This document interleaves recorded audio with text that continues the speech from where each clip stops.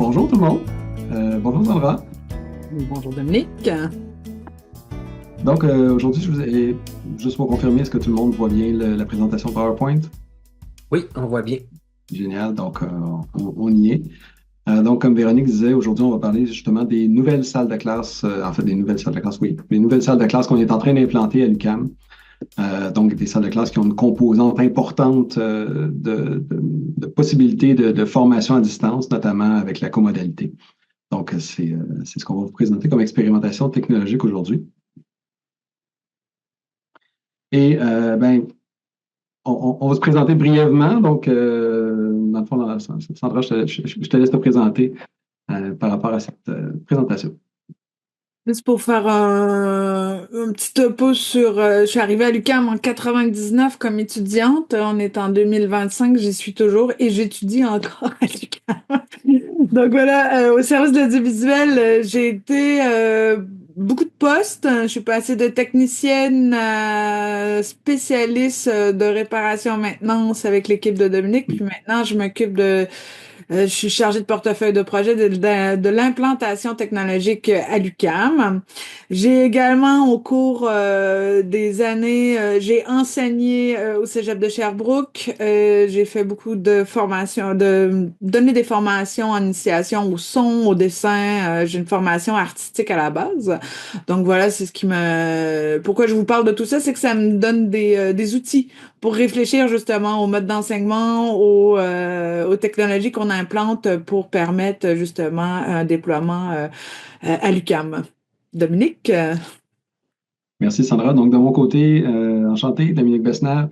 Je suis dans le domaine de l'audiovisuel depuis les 25 dernières années. On est en 2025, donc effectivement, ça fait un beau chiffron. Donc, j'ai commencé comme technicien. Soutien téléphonique aussi auprès des professeurs. Je travaille dans l'audiovisuel, mais depuis 25 ans, je suis dans l'audiovisuel dans les universités. Donc, j'ai progressé dans mes études aussi pendant ce temps-là. Donc, ça me donne un peu les deux côtés de la médaille, côté étudiant et côté support. Je n'ai pas le côté enseignant, mais comment supporter les enseignants, ça a été vraiment le cœur de ma carrière depuis les 25 dernières années, justement.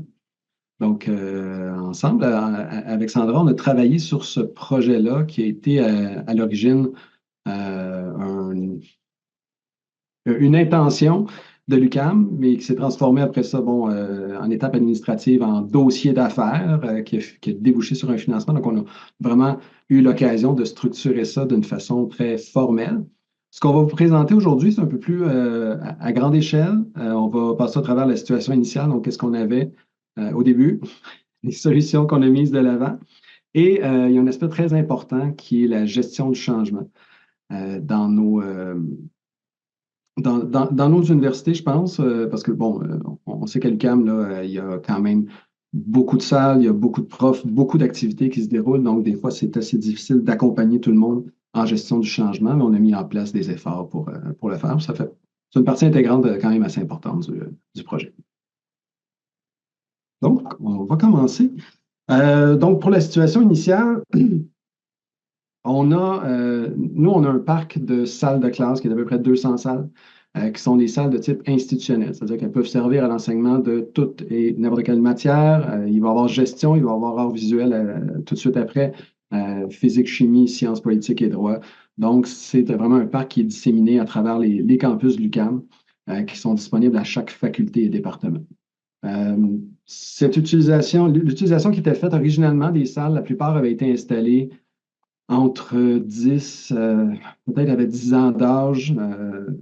Il y avait quand même une désuétude importante, mais originalement, les salles étaient utilisées pour de l'enseignement magistral avec un PowerPoint. Donc, c'est ce qu'on faisait dans les universités à cette époque-là. C'est encore quand même pas mal ce qu'on fait beaucoup. Donc, on avait un équipement de base, un ordinateur, une projection, une sonorisation. Quelques particularités, on avait une trentaine de TBI, des TNI aussi, là, le terme est équivalent, des SMART qui étaient installés pour permettre l'utilisation. Toutefois, dans l'enseignement universitaire, de notre côté, à l'UQAM, ça n'a pas nécessairement pris beaucoup de racines. C'était plutôt l'enseignement de la didactique qui utilisait ces appareils-là pour pouvoir, des appareils qu'ils allaient retrouver après ça dans les écoles secondaires et primaires. Aussi, une autre particularité, on avait une partie de notre parc qui était équipée de caméras et de micros. Donc, caméras et micros qui avaient été installés il y a à peu près entre 8 et 10 ans. Ça servait essentiellement à faire ce qu'on appelle du panopto. Là, dans le fond, on capte la classe et après ça, c'est utilisé de façon asynchrone. Donc, ça, c'était l'utilisation qui était visée.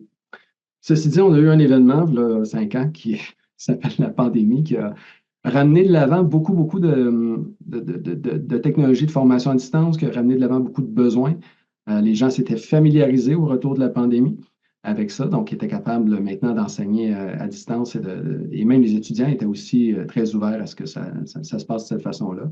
Donc, on avait une forte demande qu'on appelle comodale. Et là, comodal, c'est un mot qui décrit beaucoup de façons de faire de l'enseignement. Mais essentiellement, ce qu'on entend par comodal, c'est qu'il y a des intervenants à distance et en présence qui doivent travailler ensemble. Donc, ça, c'est vraiment le gros des demandes qu'on a eues au niveau technologique. On avait une centaine de salles maintenant qui avaient été installées avec des micros et caméras qui permettent justement de faire du Zoom en salle. Et on faisait aussi des adaptations sur demande, c'est-à-dire que s'il y avait un cours qui demandait plus de caméras, des affichages, des moniteurs des moniteurs témoins. Donc, à ce moment-là, on les installait pour la session, mais avec des câbles tapés à terre, des caméras sur trépied. C'est un compromis qui nous permettait de faire ce genre d'enseignement-là. On avait dans ces salles-là aussi plusieurs problèmes au niveau de l'utilisabilité. Il n'y en avait pas une qui fonctionnait pareil, des télécommandes, des panneaux tactiles, des panneaux à boutons. Les systèmes étaient vieillissants, on a eu beaucoup de problèmes techniques, donc il faisait qu'il y avait des cours qui étaient interrompus parce que le projecteur arrêtait de fonctionner. Donc, il fallait qu'on amène quelques appareils backup. Et les besoins, comme je l'ai dit dans la slide précédente, les besoins originaux n'étaient plus les mêmes après la pandémie, donc les fonctionnalités dans les salles n'étaient pas adéquates. Et un fait très important du côté administratif, c'est que ça coûtait très cher de modifier les salles. Si on voulait rajouter un périphérique, un micro, une caméra ou quoi que ce soit, ben, l'infrastructure technologique qui était là ne nous le permettait pas. Il fallait stripper la salle au complet et recommencer le projet. Sinon, au niveau des solutions, puis j'en profite pour dire si vous avez des questions, vous n'hésitez pas à lever la main pendant la présentation.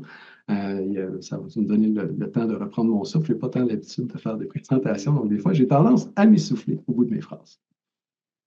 Donc, la deuxième partie, la partie des solutions mises de l'avant, en premier lieu, ce qu'on a fait, c'est qu'on a rassemblé les fonctionnalités nécessaires en salle de classe ou fréquemment utilisées en 3 types. Le premier type étant dans la colonne ici, le type MM, MM pour multimédia, qui permet justement l'enseignement magistral en présence. Donc, la classe standard, un ordinateur, projection, sonorisation, c'est vraiment le kit de base là, pour une salle. Après ça, on avait le type qui était MMC, donc enregistrement magistral, mais aussi avec une composante de captation.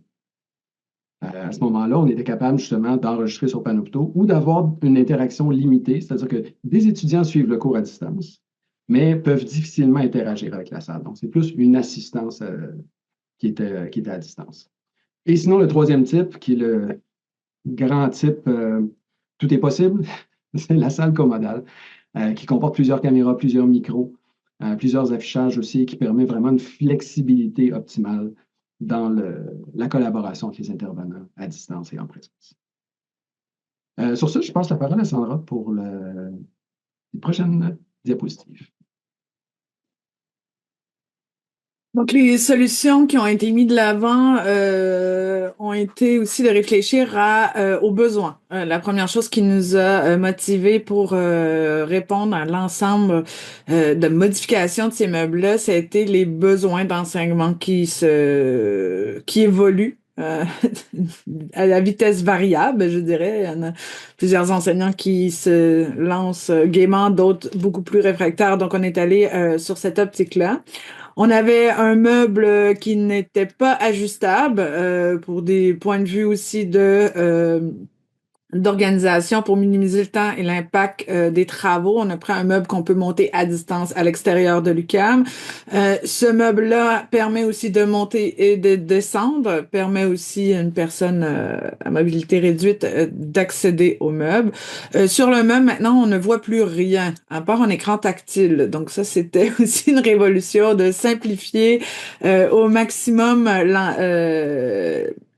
l'accès aux machines, donc de vraiment, je vais utiliser une expression, pardonnez-moi, mais le one touch button qu'on essaie de mettre en place de plus en plus. Donc on a pensé à mettre juste les connectivités disponibles pour les enseignants pour ne pas démontrer l'ensemble des machines qui permettent justement ça. Une grande révolution a été le panneau tactile sur lequel, justement, je parlais tout à l'heure de mettre le One Touch Button sur lequel on essaie de mettre partout pareil, justement parce que c'était un problème majeur que nous avions dans plusieurs de nos salles de génération différentes. Donc, on essaie de mettre, de normaliser l'interface graphique.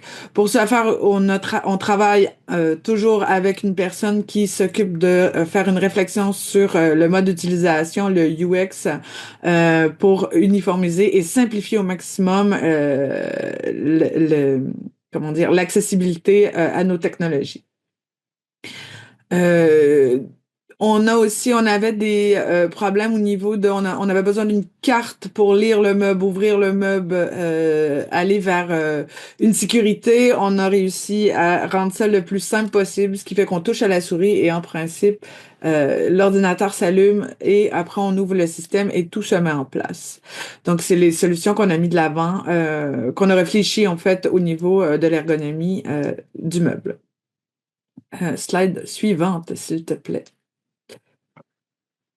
On a réfléchi également à cette adaptabilité sans refaire l'ensemble des salles, ce que Dominique mentionnait tantôt, l'adaptabilité pour si on a besoin de plus de caméras, plus de moniteurs, parce qu'il y a des cours qui demandent des technologies de plus, ou simplement nous aussi pour adapter nos salles, ce que Dominique a mentionné tantôt, les salles MM qui permettent juste une présentation, à les adapter sur une demande plus forte, disons, en comodalité. Donc, on n'a pas à défaire l'ensemble du système, mais juste à ajouter les périphériques. Donc, on a mis un cœur central de technologie sur lequel on peut facilement adapter nos technologies aux demandes grandissantes des nouvelles formes d'enseignement. On a aussi travailler avec le AV sur IP de plus en plus pour justement permettre cette transformation. Donc, sur le AV sur IP, on passe tout simplement par le réseau. Donc, on est devenu aussi partenaire à travailler également avec le réseau de plus en plus pour permettre cette, comment dire, flexibilité. On a permis aussi une flexibilité au niveau des systèmes d'accrochage, ce qui veut dire que pour l'équipe, parce qu'on a pensé autant aux besoins des enseignements, mais aussi aux besoins chez nous de répondre le plus rapidement possible en cas de problème ou en cas de modification des salles. Si un projecteur tombe en panne, on doit le changer. On a une façon, si ce projecteur-là ne fonctionne plus ou ne se fait plus, ne se vend plus, on n'est pas obligé de tout défaire la salle, mais on a un système de rails au plafond qui nous permet de travailler avec des types de projecteurs différents. Donc, l'idée, c'est de tout peut se modifier plutôt que de tout remettre à plat et de refaire l'ensemble des salles. Slide suivante. Pour la gestion du changement, on a fait des communications préliminaires parce que on a constaté au fil des années que souvent les problèmes sont liés à un stress, puis pour avoir enseigné également, la technologie peut être stressante. Quand on arrive dans un cours, on souhaite que ça fonctionne, puis quand il y a des nouveaux éléments, quand le stress pour l'enseignant est peut quand même être majeur. Donc on a décidé d'informer nos usagers comme quoi il allait avoir des nouvelles salles à leur disposition.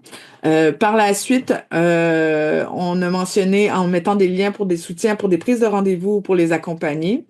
Et l'équipe technique et l'équipe de direction, on n'avait que 12 salles l'été dernier. Nous reverrons la forme que nous allons prendre parce que nous mettons 31 salles à niveau cette année.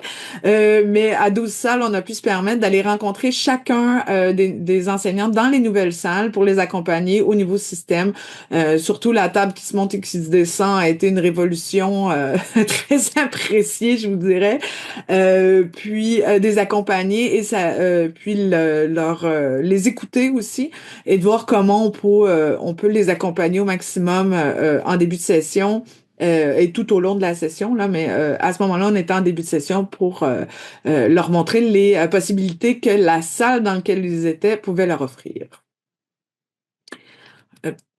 Nous avons par la suite envoyé à cette liste de courriels qu'on avait envoyé préalablement un sondage pour poser des questions sur l'ensemble du matériel, donc de l'expérience utilisateur.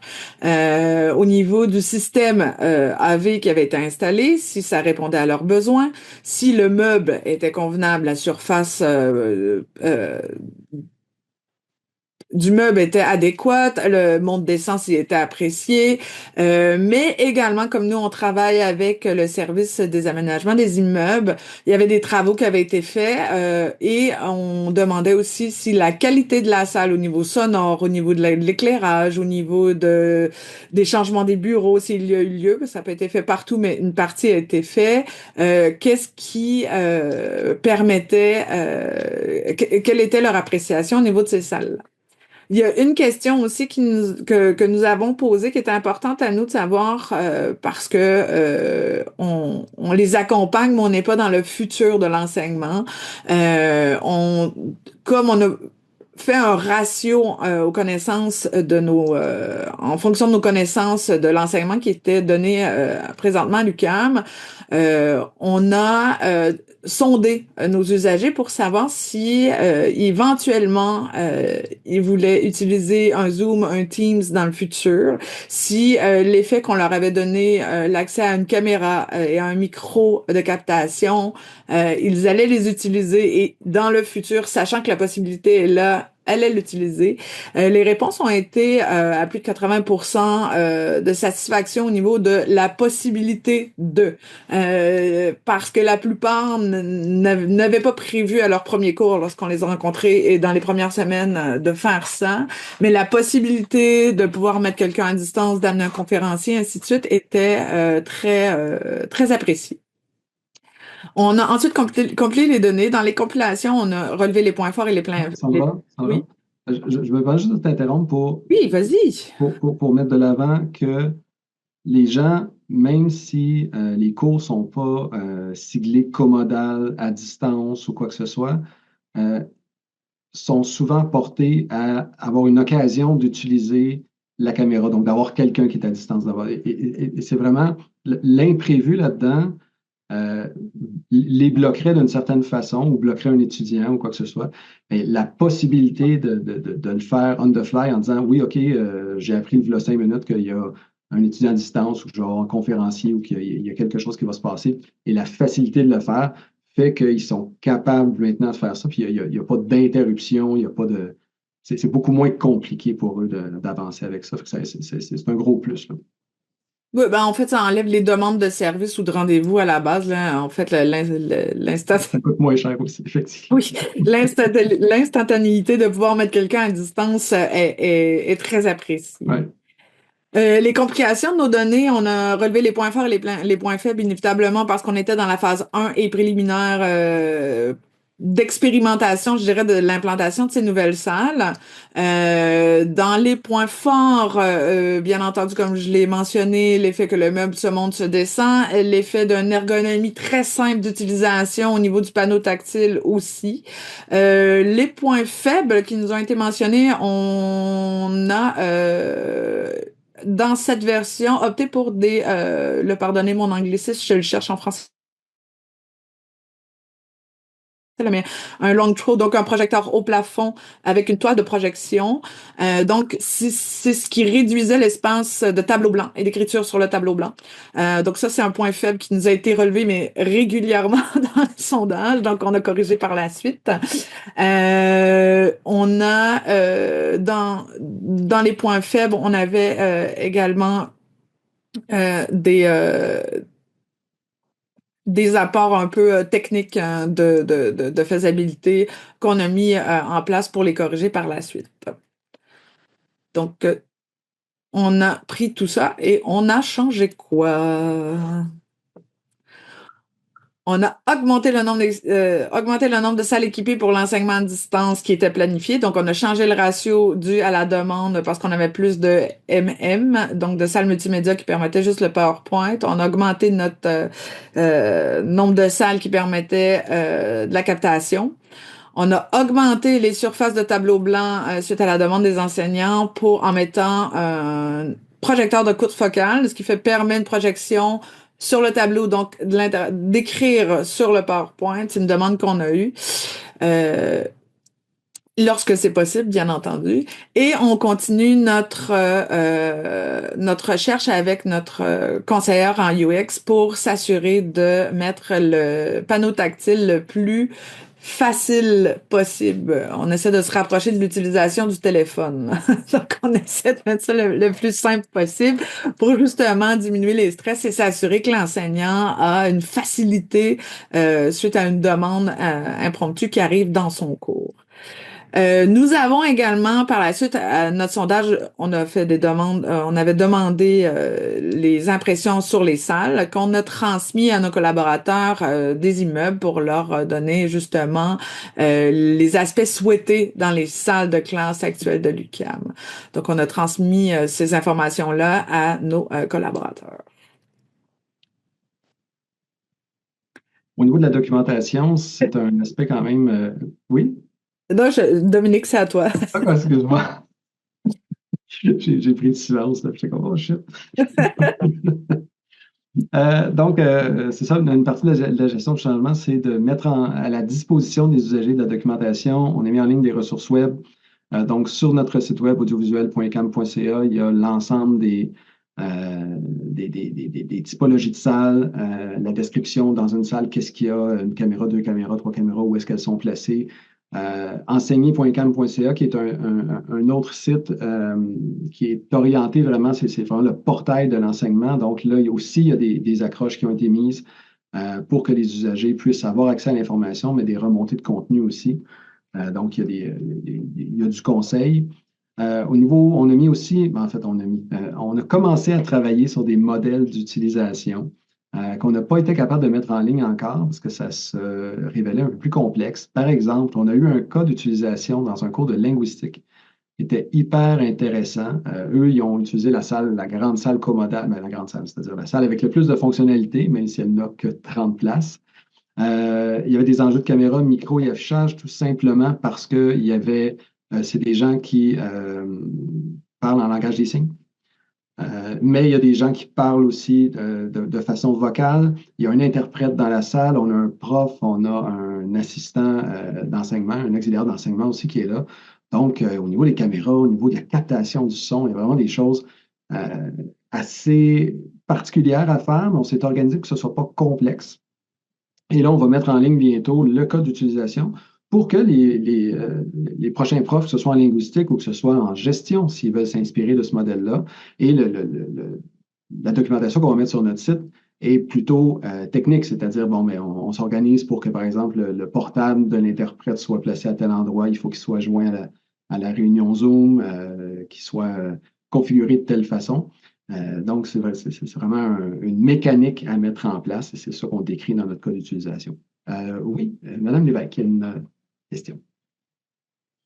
Est-ce que vous avez placé dans les salles des petits guides d'utilisation, des petits marches à suivre pour aider les gens qui ne se rappellent plus comment, pour réduire le nombre d'appels? On a essayé d'utiliser une stratégie un peu différente qui est de simplifier au maximum l'utilisation de la salle. Quand Sandra disait le One Touch Button, c'est que quand on arrive dans la salle, s'il n'y a rien qui est allumé, on touche au panneau tactile et il n'y a qu'un seul bouton qui est le bouton allumage. Et quand on allume, tous les écrans s'allument, on est dans une configuration de base. Je dirais que pour 80 à 90% des utilisations, il n'y a rien d'autre à faire. Donc, ça a réduit sensiblement le nombre d'appels qui venaient de ces salles-là. Donc, ce qui continue à provenir à notre centre de service, c'est lorsqu'il y a un problème technique. par exemple, il y aurait un moniteur qui ne s'allume pas, je ne suis pas capable de contrôler la caméra, etc. Mais on veut éviter, parce qu'on a déjà travaillé beaucoup avec justement des procédures qui sont imprimées, qui sont laissées. Premièrement, elles se perdent. Deuxièmement, elles passent date assez rapidement. On avait pensé aussi à mettre en ligne des vidéos. Il y a eu quelques salles qui étaient un peu spéciales sur lesquelles on a produit des vidéos qu'on a mis en ligne. On a fait un microsite avec ça. Sauf que là, on commence oups, il y a une petite modification qu'on va mettre en place. Est-ce qu'il faut qu'on remonte la vidéo? Il faut qu'on le reproduise, qu'on le mette à jour. C'est quand même lourd à supporter. Fait que vraiment, notre pari, c'est de mettre de l'avant des systèmes les plus simples possibles. L'idée d'avoir un panneau tactile aussi, c'est que c'est un mini-écran là, qui nous permet de contrôler la salle. C'est un élément qui est adaptable. Et ça, c'est un gros avantage parce qu'on n'a pas à modifier ou changer un appareil directement dedans. On peut, à distance, modifier l'interface pour dire, ben, tiens, cette session-ci, on la met encore plus simple. Bien sûr, il faut accompagner, il faut donner de l'information puis avertir les gens à l'avance. Mais vraiment, notre pari, c'est de simplifier le plus possible. Et la documentation, les procédures, ben c'est ça, sont en ligne, sont sur notre site web. Dans la salle, on a, bon, là, je vais faire une petite parenthèse, la téléphonie est en train de se mettre à jour à l'UQAM. Ils vont retirer les téléphones physiques des salles de classe. Donc, avant, le prof prenait le téléphone, 6135, il nous appelait, il nous rejoignait, pas de problème. Maintenant, il n'y aura plus de téléphone physique, question de coût, question d'infrastructure. Il va y avoir une petite pancarte avec le numéro de téléphone qu'il faut faire avec le cellulaire et un code QR qui nous amène vers les ressources web. Donc, et ça, c'est plus flexible aussi de notre côté parce qu'au niveau du site web, on est capable de mettre à jour en 10 minutes les informations qui sont là. Est-ce que ça répond ou c'est un peu à côté de la plaque? Ou... Oui, ça éclaircit encore mieux ma compréhension. Merci. OK. Bien, merci pour la question. Sinon, bien, effectivement, les cas d'utilisation, c'est quelque chose qu'on veut mettre en ligne. On veut travailler avec la plupart des profs qui nous posent les questions, donc ceux qui poussent le système le plus loin. On veut documenter leur utilisation pour que l'ensemble des usagers puissent avoir accès à ces expérimentations-là.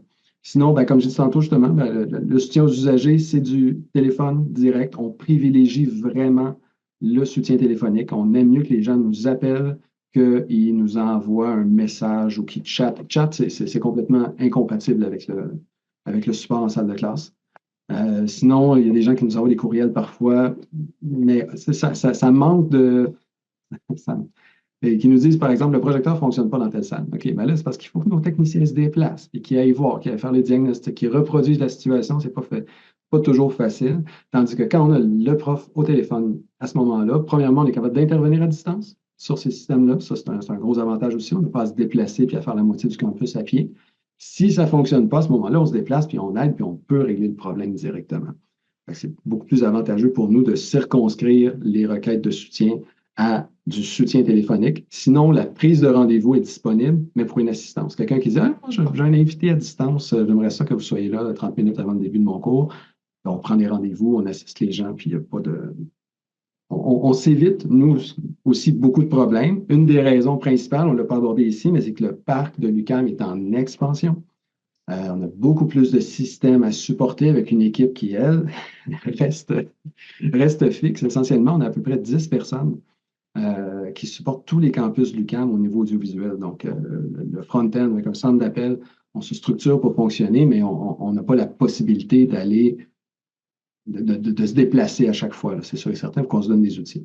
Puis un autre des aspects super importants, puis Sandra l'a mentionné tantôt, aller rencontrer les profs lorsqu'il y a une nouvelle infrastructure, une nouvelle salle, ça a été super gagnant. L'enjeu, c'est qu'on n'a pas 28 personnes à mettre là, pour aller serrer la main de tout le monde. Donc, ça c'est une stratégie qui reste encore à définir, là, comment on va supporter les 44 nouvelles salles qui vont être en fonction à partir de septembre 2026. Donc, voilà, c'était la dernière slide. Je vais juste faire un petit point sur... sachez qu'il y a plein d'autres salles. Il y a des salles d'expérimentation, il y a des salles